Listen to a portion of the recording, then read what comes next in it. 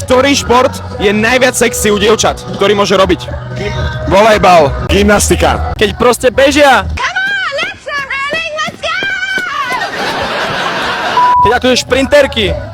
A ktorý šport je naopak, že red flag? Asi sumo. Ja dávam, že hobby horsing. Šipky. Asi futbal. OK, futbal. Ja by som dal ešte, že MMA, lebo vieš, ako keď ju nasereš, tak ťa proste strašne dobije. Strašne to dobije. To úplne nechceš. Ktorá baliaca hláška, že vždy zafunguje? No, keď nepoužiješ baliacu hlášku, ale vymyslíš niečo na mieste, niečo také, že čo súvisí s tou situáciou, vieš, že improvizuješ. Chalani, čo, nezbalia veľa bab, alebo čo?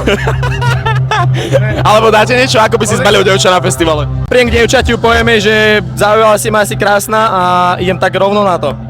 Ja si dávam tak na vibe, vieš, že keď vidím takú tú iskru, ktorá prebehla.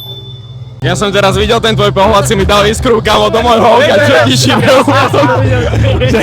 Asi pohode? Však som, ale kúkol, moje nohy mi toto spravili, keď si sa tak na mňa kúkol. Ja si dám okuliare. Dobre.